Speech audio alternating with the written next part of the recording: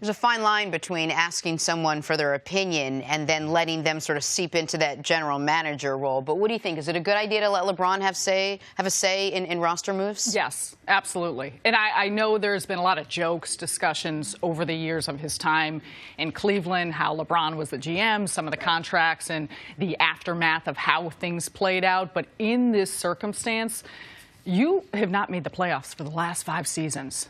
You sign the best basketball player in the world to a 4-year deal.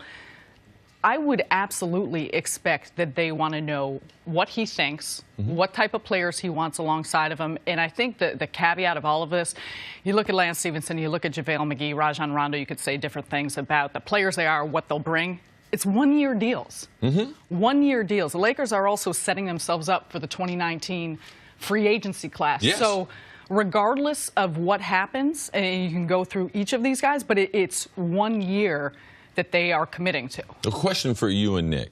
Just say, let's remove LeBron from it. Let's just say the Lakers go after, say LeBron stayed in Cleveland. The Lakers Paul go after, George. they go after any of the other top players, Kawhi, Paul George, any of them. Do you think Magic Johnson sits down with them and asks them, hey, Kawhi, what kind of players you like to play with? What do you think about the players that we have? What do you think about the way we're doing things? What kind of offense you like to run? Do you guys think that Magic would do that for even players like Kawhi? Yes, I do.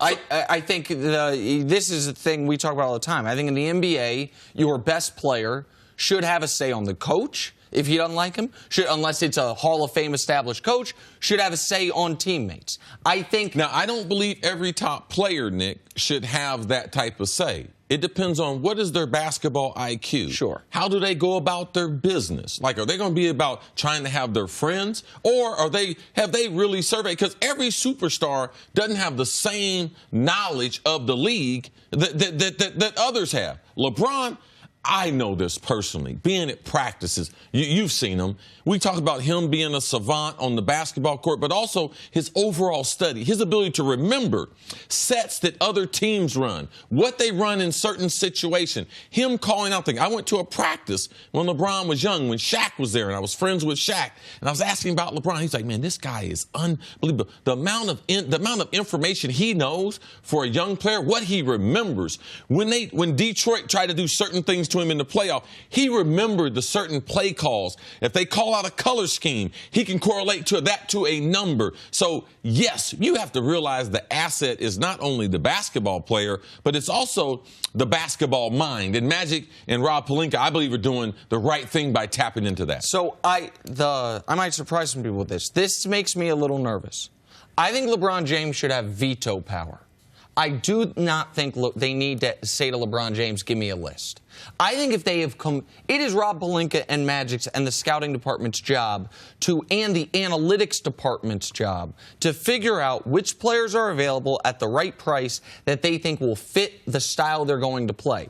I have no problem with them, once they've compiled the list, going to LeBron and saying, anyone on here that you want crossed off, that I think works. But what I've seen, listen, LeBron is an A+ in a lot of things across basketball.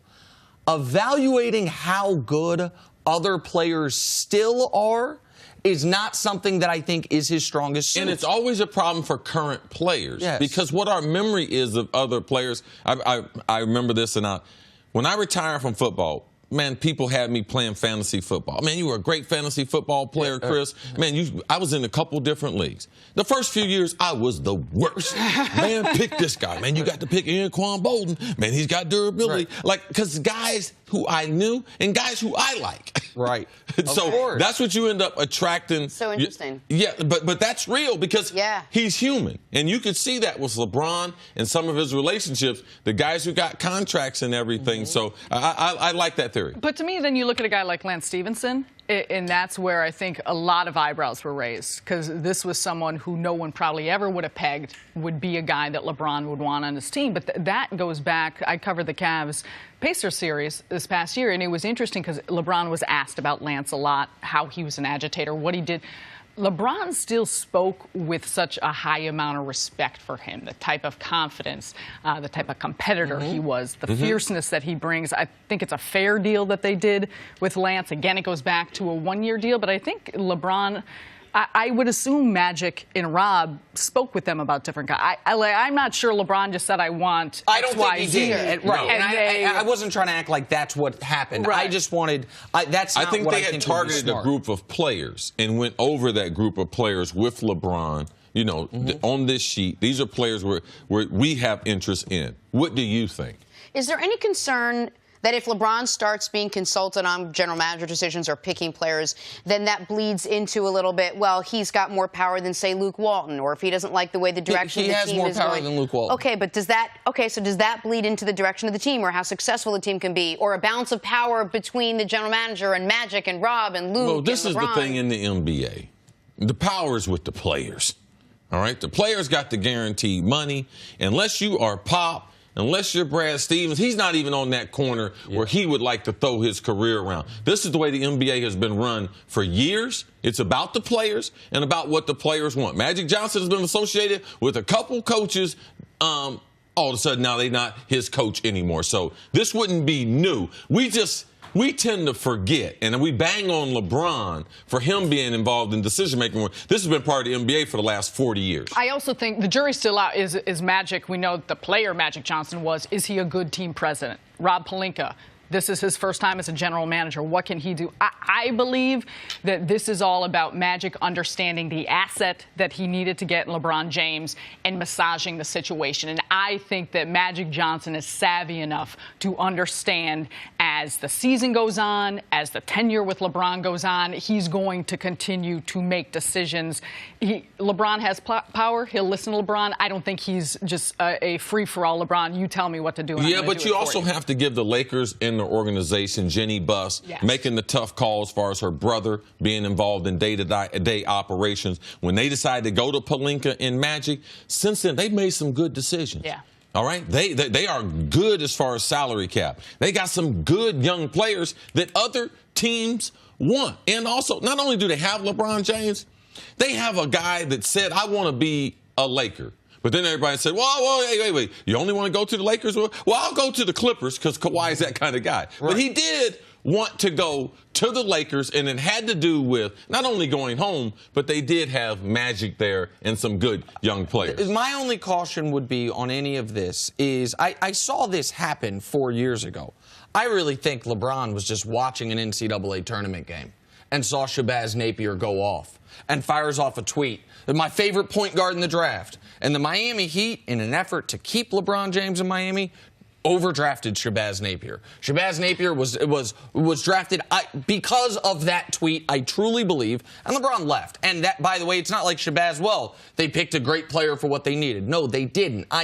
The point you're making, though, about the one-year deals is the most important one. And for this is not a perfect roster for LeBron. It's long, somewhat athletic, some playmaking, but not enough shooting. But you are not going to find the exact perfect roster when you are only signing one-year deals and when you are trying to maintain maximum flexibility. I do think they're going to get Kawhi. And you said the jury's still out on Magic.